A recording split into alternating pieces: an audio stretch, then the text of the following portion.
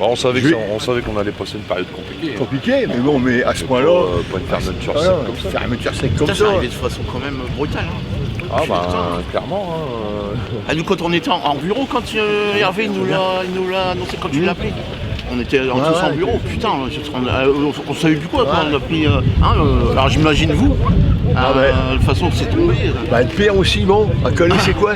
On parlait de Dunkerque, les industries du boulot. À Calais, à part le Dragon, qu'est-ce qu'on a? Il n'y a rien, il n'y a plus d'entreprise, Mécano, le Teul qui va pas, anciennement Schaeffer, il va y avoir un point de licenciement malheureusement en janvier. Qu'est-ce qui reste? Et tous les aides qu'ils ont eu, tu sais de fermer tout le bazar, et tous les aides de l'État, nos sous, ils sont passés où? Mais il ne faut pas se leurrer, c'est de l'erreur politique dès le démarrage. C'est le démarrage. Bouchard, là, depuis 2009, elle a envoyé un mauvais signal concernant l'industrie. Elle a refusé Erasmetal, c'était déjà un mauvais signal envoyé aux industriels. Et ça a continué après. Elle a voulu faire Calais une station balnéaire. Et puis elle a écouté surtout, c'était la région. Faire croire que à l'époque, il fallait pas, on peut pas partir sur des villes avec des activités bien spéciales, bien différenciées. Ils voulaient faire de l'industrie, un port industriel à Dunkerque. Ils voulaient faire un port tourisme et logistique à Calais et un port transformation de la mer. T'as mis toutes tes zones dans le même panier, aujourd'hui tu le payes. Quand t'as pas d'industrie dans une ville, c'est autant d'une perte de richesse. C'est l'industrie qui crée la richesse. C'est pas la distribution, c'est pas ce qui rapporte des richesses dans un territoire. Donc j'espère qu'il y aura un sursaut. On va se battre aussi pour ça avec les camarades. Et nous avec l'union locale, c'est ce qu'on va faire.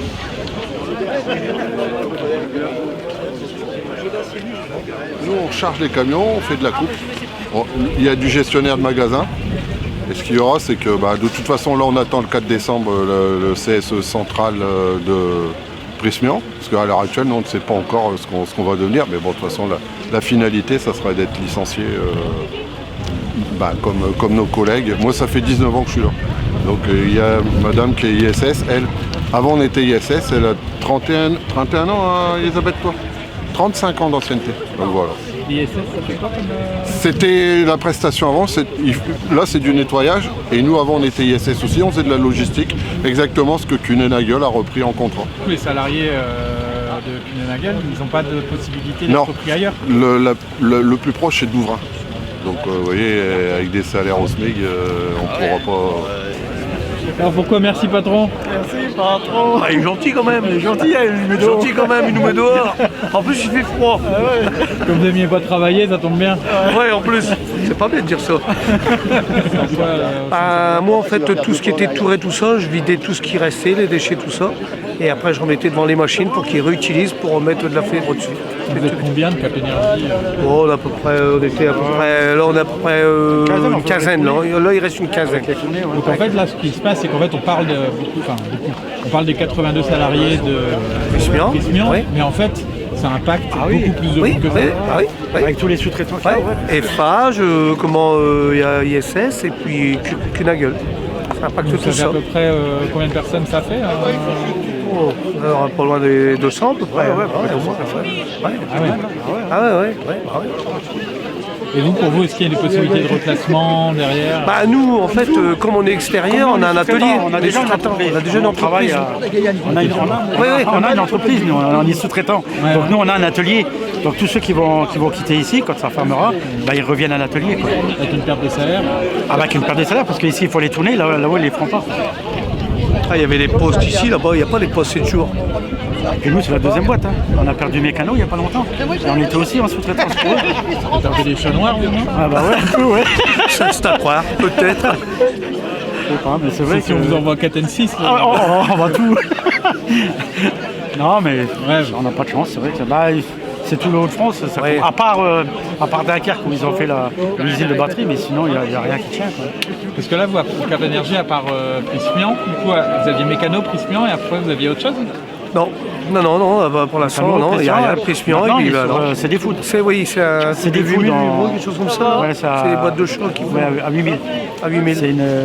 C'est les boîtes de chat qu'on met en... Ah, de la pâtée ou des produits? Voilà, on met en boîte là-bas à l'atelier. Donc là, il y a quand même 25 personnes qui vont venir des extérieurs à l'atelier, mais il n'y a déjà pas de boulot pour eux en déjà, ce moment. Nous, c'est juste. Alors avec tout ce qui Avec va nous, venir, on va là, revenir ça là-bas, bah, là, ça va être compliqué. À 5 pour remplir une boîte de... Ah, ça fait, oui, c'est pour des grandes boîtes en plus. Là, non, on verra bien. On est dans une situation complètement inadmissible, avec une entreprise qui, a priori, fait du bénéfice, mais dont on dit aux salariés, bah écoutez, peut-être que demain on en fera moins, donc on va fermer. C'est inadmissible, tout proprement inadmissible de laisser comme ça des salariés quand on fait du profit. Le groupe touche des subventions. Il n'est pas normal de ne pas conditionner les subventions au maintien des emplois dans l'ensemble des groupes. On ne peut pas d'un côté accorder des subventions à Billy Berclos par exemple, enfin Douvrin plutôt, pour le groupe Prysmian et d'un autre côté le laisser supprimer une usine à Calais. Bonjour à tous, tout d'abord merci d'être présents aujourd'hui avec nous à nos côtés. Une catastrophe, c'est pour cela que nous sommes réunis aujourd'hui. Prysmian, c'est le leader mondial du câble. C'est 16 milliards de ventes en 2022. Le groupe est présent dans plus de 50 pays, plus de 30 000 salariés, 108 usines, 26 centres R&D. Le groupe a confirmé sur la base des résultats des 9 premiers mois qu'il comptait dégager un résultat de plus d'1,6 milliard d'euros. C'était 1 milliard en 2021, 1,5 milliard en 2022. Un groupe qui profite largement des subventions régionales, avec encore 300 000 euros l'an dernier, et cela sans aucune contrepartie, même pas les emplois. Nous exigeons maintenant de rencontrer le président de la région, Xavier Bertrand. S'il ne vient pas à nous, nous irons à lui. L'annonce du 20 novembre par Prysmian Draca est un véritable choc. Nous avions plusieurs hypothèses, mais personne ne pouvait s'attendre à une telle décision à un mois des fêtes de fin d'année. Inhumanité, brutalité, trahison, colère. Voilà ce que ressentent aujourd'hui les salariés de Prysmian. Pourquoi sacrifier le site de Calais ? D'autres alternatives étaient envisageables, comme le chômage partiel en attendant de meilleures perspectives, mais ils ont décidé de nous couper la tête. Alors pourquoi arriver à la fermeture ? Parce que Prysmian a sacrifié ses salariés au profit de sa cote boursière et de ses actionnaires. Une fermeture basée uniquement sur des projections. Le réseau fibre optique déjà bien avancé en France, c'est vrai, mais n'en est qu'à ses débuts dans de nombreux pays européens. Le site de Calais est reconnu pour son savoir-faire et une qualité exemplaire pour être décapité à un mois des fêtes. La moyenne d'âge des salariés, qui est de plus de 52 ans, compromet fortement leur avenir professionnel. Que vont-ils devenir ? Que vont devenir nos collègues sous-traitants de chez Kuehne+Nagel, Cap Énergie, qui est une entreprise de salariés en situation de handicap, ISS, mais aussi tous les prestataires qui gravitent autour de notre site. C'est une tragédie pour nous, pour nos familles, pour la ville de Calais, qui est déjà une friche industrielle. Après les fermetures ces dernières années de Thioxide, Calais, Mécano. Nous avons également une pensée pour nos collègues de Catensis et Graftech, qui vivent eux aussi des jours compliqués. Nous allons maintenant entrer dans une guerre. Et si Prysmian espère récupérer ses machines en un morceau, il rêve. Il va falloir qu'ils nous traitent autrement que de la marchandise. Ils vont maintenant devoir passer à la caisse. Et je terminerai par une pensée également pour nos conjoints, nos enfants, qui à travers nous subissent dans le silence ce choc violent et se posent 1000 questions sur notre avenir. Merci.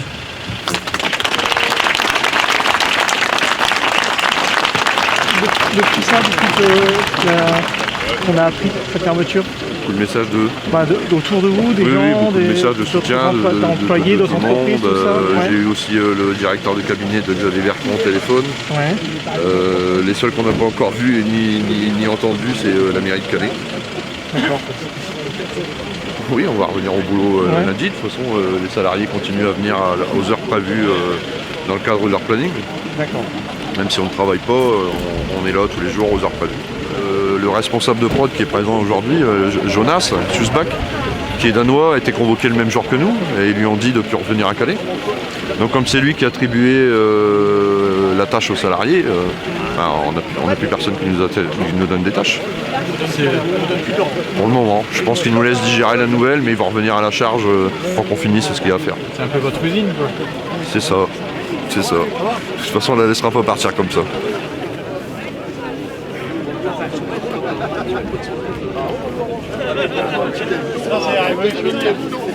Numéro 1 mondial du désespoir. C'est ça, c'est exactement ça. En fin de compte, il y a un truc qu'on ne comprend pas, c'est que le fait en fin de compte qu'ils font des bénéfices et tout, ça revient toujours à la même chose, c'est que dès qu'ils font des bénéfices, en fin de compte, pour arriver à leur fin, ils lâchent un peu du lest comme les ballons de montgolfière, c'est ça en fin de compte.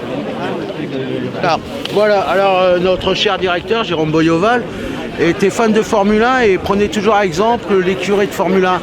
Donc voilà son écurie, pour gagner le Grand Prix, je te fous dehors. Donc là, on lui dit merci papa Boyoval, 82 personnes dehors, et puis c'est l'arbre de Noël de Presmion, nous on a un licenciement. Et vous, madame, vous travaillez aussi à... Non, c'est moi, compagne. Je suis la compagne de monsieur. Vous travaillez dans quoi, vous? Je ne travaille pas. Ah, du coup, c'est vraiment un coup dur. En fait, le monsieur est parti bosser lundi, il est revenu le soir avec la nouvelle, quoi. On a reçu un SMS lundi midi. Je travaillais dimanche soir à nuit, au matin, quand je me suis réveillé, j'ai vu le SMS. C'est violent. C'est très compliqué. Ah, et puis, vous avez passé une semaine de dingue un peu, là. Et puis on attend. Ouais. On est dans l'attente, c'est ça le pire. Parce qu'on ne sait pas à partir de mars ce qui va se passer. Je crois que ça va être la période la plus dure, l'attente. Plus les batailles à suivre. Ouais, il faut que quelque part ici ça bouge pour que ça vous occupe aussi un peu l'esprit, quoi. Voilà, de toute façon, on n'a plus rien à perdre, donc on va rien lâcher, quoi. Il nous a pris ce qu'on avait de plus précieux, notre travail. Ils mettent beaucoup de gens, beaucoup de familles sur le carreau. Donc pas de cadeau, quoi. Pas de cadeau. Disons que j'ai mon fils qui fait partie de... Des 82 salariés. Et quoi faire? Salut, ça va? C'est super important de se mobiliser pour les salariés de Dracal, déjà en soutien, c'est le premier point. Et puis à travers eux, c'est l'ensemble du territoire. C'est les anciens salariés de Saint-Exime, c'est ceux de Mécano, c'est ceux de Caten6 qui aujourd'hui vont vivre un PSE, c'est ceux de Graftech où c'est un peu compliqué en ce moment. Et on s'aperçoit qu'on a au final une industrie qui s'effondre. Et un milieu industriel qui s'effondre à Calais. Et c'est pas normal et il faut qu'on se bouge pour ça. Et donc il faut que l'ensemble des élus du territoire, du Grand Calais, mais aussi du Pas-de-Calais en général, la région et l'État se mobilisent pour justement venir apporter des solutions à Calais, pour dire que chacun puisse venir travailler à Calais, parce qu'aller travailler à Dunkerque, c'est bien, mais c'est pas la solution du mal. Quand on travaille à 5 minutes de chez soi, en cadre de vie, c'est quand même beaucoup plus agréable. Et c'est faisable. On a les terrains, on a le premier port de voyageurs de France, d'Europe même, on a le tunnel, on a les infrastructures qui sont faites. Donc on a tous les moyens pour réussir à Calais et on doit se bouger pour que justement l'industrie soit aussi à Calais. Quels sont les leviers qu'une municipalité pourrait avoir au mairie, qu'est-ce qu'elle pourrait faire Ça va être plus au niveau de l'agglomération, c'est l'agglomération qui a le pouvoir économique. Sauf que ce qu'on peut faire aussi, c'est aller au-devant, aller chercher des industriels, aller promouvoir le territoire. Et aujourd'hui, on ne le fait pas. Il y a Calais Promotion. Il y a Calais Promotion aussi, bien sûr, qui est une agence qui gère le développement du territoire dans la logistique, dans l'industriel. La logistique se développe et c'est très bien parce qu'on a, comme je l'ai dit, plein d'atouts. Mais on ne peut pas tout miser sur la logistique, on ne peut pas tout miser sur le tourisme. Il faut aussi miser sur l'industrie parce que l'industrie, c'est la valeur ajoutée d'un territoire. Et la valeur ajoutée d'un territoire, c'est ce qui fait le salaire des gens. Donc voilà, donc c'est vraiment important de se mobiliser pour tous ces gens, pour dire qu'on puisse travailler à Calais, bien vivre à Calais. Et voilà. En tant que militant ouvrier, en tant que militant syndical, en tant que militant politique, en tant que prof, forcément ça nous touche, parce que tu te dis, les gamins, quelle perspective de métier ils peuvent avoir derrière tout ça, entre tout ce qui ferme, entre Mécano, Prisman, Caten6, quel avenir pour les gamins. Puis c'est aussi nos familles de parents d'élèves, d'anciens élèves. Voilà, c'est les familles de nos élèves qui sont en train de perdre leur boulot, quoi. Donc tout ça, ça nous concerne au premier lieu, parce que c'est une dégradation générale, à la fois pour tout le monde. Là, on voit la crise du capitalisme, on la voit, on la prend en pleine tronche. C'est les travailleurs qui prennent en premier. Et oui, il n'y a pas de solution dans ce système. Toi, tu estimes que c'est une crise? Ouais, c'est une crise. Enfin, là, est-ce que tout, ce que je pense, c'est une crise qu'on va pas hyper bien. Bah, tout ça dépend pour qui. Ouais, c'est pour ça que je parle. Ouais, t'en as pour qui ça va super bien. Attends, on va passer. t'en as pour qui ça va super bien. J'ai lu l'article là, dans Nord Littoral qui parlait des millions de bénéfices que fait le groupe qui les rachète. Bon bah, il n'y a pas... Voilà, ce qu'il faut, c'est un rapport de force. Et plutôt que de fermer des usines, peut-être qu'on peut partager le travail entre tous les sites sans perdre de salaire pour les salariés. Tu vois, c'est aussi ça le rapport de force qui peut être proposé.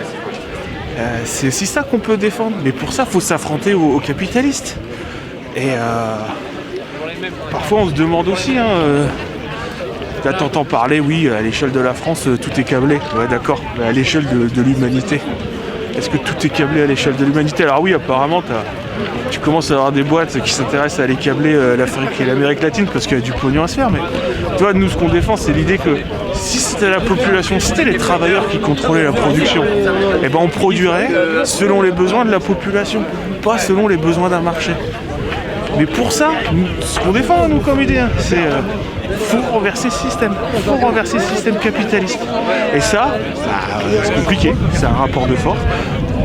Et là, pour l'instant, ce qu'on voit surtout, c'est que les capitalistes, ils s'en mettent plein les fouilles et qu'ils en ont rien à faire de l'avenir des gens comme l'avenir de la planète. Là, tu vois ce qui se passe à Catensis. C'est pour les patrons. La transition écologique, c'est pour les patrons des subventions. Pour les ouvriers, c'est dehors. Vous perdez votre salaire, vous perdez votre gagne-pain. Sauf que la majorité des salariés, ils ont que ça pour vivre. Leur gagne-pain, c'est pas des actionnaires.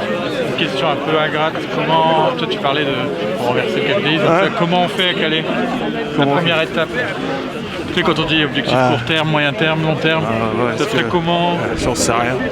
Moi, ce que je pense, c'est qu'il faut d'abord construire un parti communiste révolutionnaire implanté dans la population, implanté chez les travailleurs. Et tu sais, c'est pas... les explosions sociales, c'est les masses qui les décident. Et après, il faut qu'il y ait des militants politiques qui proposent un programme. Parce que sinon, tu peux partir en vrille totale. Mais oui, là, à Calais, moi, ce que je te dis, c'est lointain, mais oui, il faut s'affronter aux capitalistes. Parce qu'eux, ils mènent une guerre de classe. Ils nous la font payer. Bah, il faudrait que la classe ouvrière, qui produit tout dans cette société, qui fait tout tourner dans cette société, et bah, elle se mette en marche pour s'opposer à ça. Parce que les profits qui sont faits depuis des années dans ces entreprises, c'est-à-dire ça a été fait par la sueur des mecs sur les chaînes de montage, quoi. Les profits, c'est quand même ça, c'est eux qui l'ont accumulé, ce pognon-là. Qui disent maintenant qu'il n'y a plus d'argent, alors que pendant des années, ils se sont remplis les poches en exploitant les travailleurs. Et ben voilà. En fait, c'est à croire que le patronat est beaucoup plus au courant de la lutte des classes que les ouvriers, maintenant. Je dirais pas ça, tout le monde est au courant, tout le monde le vit, mais ils sont mieux organisés que nous pour y répondre.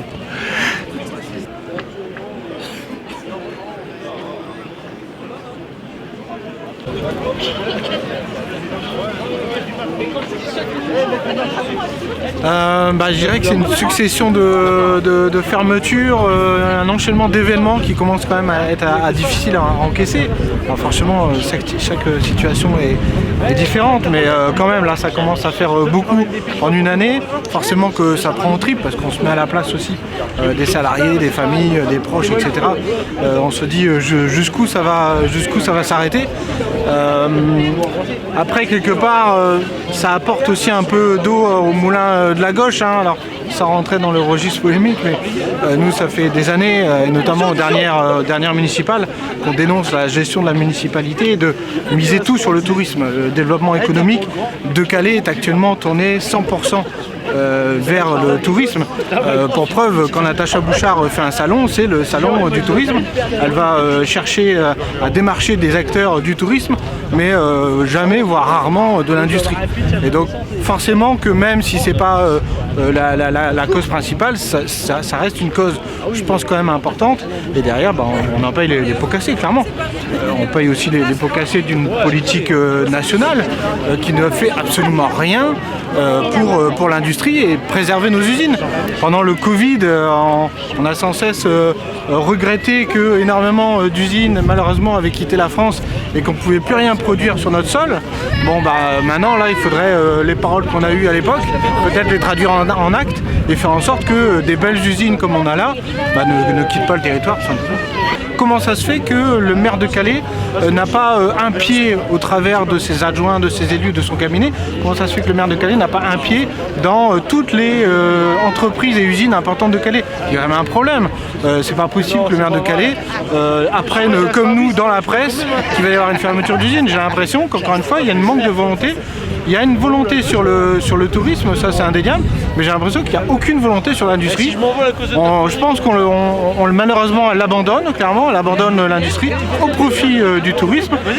Et après, une fois que c'est fermé, on pleure toutes les larmes de son corps, mais c'est trop tard, quoi.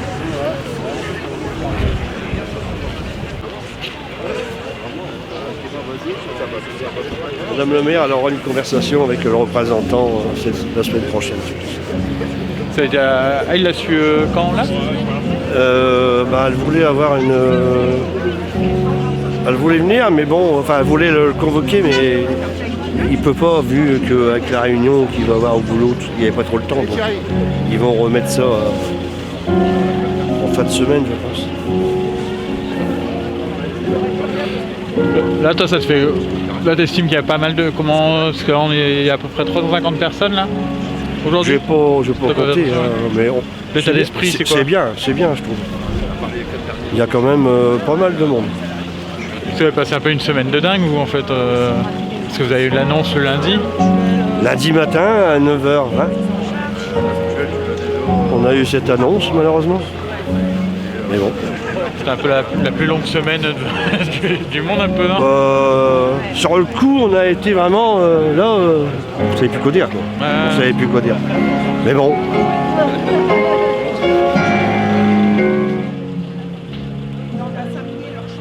Oui, on ne va pas dévoiler notre défense, notre stratégie, mais ouais, on travaille beaucoup avec eux. Franchement, moi je suis vraiment confiant que les avocats qu'on a, ils sont vraiment bien.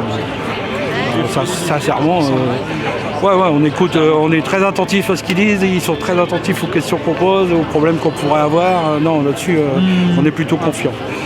C'est un moindre mal. On va rentrer en négociation de l'accord de méthode à partir de mardi matin. L'accord de méthode, c'est ce qui va fixer le cadre aux élus, le cadre, les moyens pour pouvoir négocier librement, sans être tenu par exemple de réaliser leurs fonctions habituelles et d'être bien disponible pour négocier le plan social et travailler sur le projet de reprise. Vous, là, en termes d'avocat, quand des manifs comme ça, est-ce que ça pèse dans... Ouais. Oui, ça marque fortement l'opinion et puis celle-là, elle a été particulièrement bien placée. Samedi après-midi, il fait beau, enfin il fait pas beau, mais il peut pas. Donc ouais, je pense que là, ils ont frappé fort. Et ça, du coup, ça a quelle influence en fait sur ça joue sur quoi? Sur la direction, ça peut avoir... Sur l'image de marque, ouais. Et puis la direction, c'est que les ouvriers de l'usine sont pas seuls, ils sont accompagnés par plein de gens et ouais, je crois que c'est important. Ah, ça grossit, là, apparemment, il parle de faire peut-être, on a vu dans la presse, en février, il y aura un mouvement plus conséquent. Donc en fait, là, ça s'inscrit quand même sur un temps assez long en fait. Ouais, c'est long. Ouais. Non, c'est bien, ils ont bien commencé en tous les cas leur mouvement et il faut que ça continue. Tout le paysage industriel de Calais est en train de disparaître. En France, c'est pas terrible non plus, ça disparaît partout, mais à Calais, c'est quand même le pompon. Là, citez-moi une entreprise du secteur industriel qui va bien. Ou qui ne va pas fermer, parce qu'elles vont bien en vérité, mais ils les ferment quand même. Donc voilà quoi. Il y a 35 ans, ils nous ont vendu l'Europe pour dire on va vous sauver. Ouais, c'est pas qu'ils ont sauvé, mais l'industrie elle est morte. Donc il y a vraiment un chemin à faire, à tout reconstruire, et puis à tout repenser. Et puis les ouvriers ne voient pas arriver parce que leur entreprise fonctionne bien. Ouais, ça, c'est même plus... Voilà, c'est juste pas assez de profit, c'est tout. C'est scandaleux, mais le scandale continue, il va finir par s'arrêter, c'est quand il n'y aura plus du tout d'entreprise. Et bon, ils iront voir le dragon, les gens sont contents. Et du coup, en termes de... Parce que l'horizon est quand même un peu dur pour tout le monde là. Ah oui. Et est-ce que... je sais pas comment dire, pas dire c'est quoi la solution, mais... le meilleur mec de gauche qui arrive, qu'est-ce qu'il ferait? Ce serait quoi une bonne gestion de l'industrie en France? Ah bah, Par exemple, demain, déjà c'est simple. L'euro est une des premières causes. C'est soit on remet un euro à 20% en dessous parce que il faudrait même pour les pays du Sud, il faudrait même à 30% sous-évalué. Sinon, ils ne seront jamais compétitifs. Donc si on veut être un minimum compétitif, on dévalue l'euro. Les Allemands ne voudront pas. Il y aura un rapport de force. Mais on en tire les conclusions après du rapport de force. Hein. Ceux qui ne veulent pas dévaluer, ceux qui veulent dévaluer, ceux qui veulent dévaluer feront leur propre monnaie. À la rigueur. Mais il y a un moment donné, il faut faire taper du poing sur la table. EDF. Pourquoi comment dire, les Allemands s'attaquent aussi fortement à EDF? Pourquoi? Parce que EDF est basé. Nous, on avons regardé le nucléaire. Un nucléaire à l'époque, service public de qualité. On avait une électricité moins chère. Donc on n'était plus compétitif en Europe. Eh bien, les Allemands ont cassé EDF et aujourd'hui EDF est surendetté. EDF ne s'en sort plus, n'est plus capable, d'ailleurs c'est dangereux, d'entretenir des propres centrales nucléaires. Et aujourd'hui, on vend de plus en plus cher l'électricité et nos entreprises en payent le coût à nouveau. Les Allemands ont une technique prédatrice. Quand je dis les Allemands, je veux dire le gouvernement allemand. Non, mais on est internationaliste, on ne se trompe pas là-dessus. Mais voilà quoi. Donc il y a vraiment beaucoup de choses à faire dans le domaine de l'industrie. Il y a à préserver aussi, et c'est pas être chauvin, parce que les travailleurs qu'ils ont créés, c'est-à-dire qu'on a vu des scandales l'exemple Macron, où il a été vendre une société de manière sous-évaluée aux États-Unis, et puis après eux l'ont revendu 3 fois plus cher en France, mais elle ne vaut plus rien maintenant. C'est tout. Ils ont le processus de fabrication. On a tout perdu. C'est un bon gestionnaire, M. Macron. Hein? Toi, tu vois comment la suite au niveau mondial?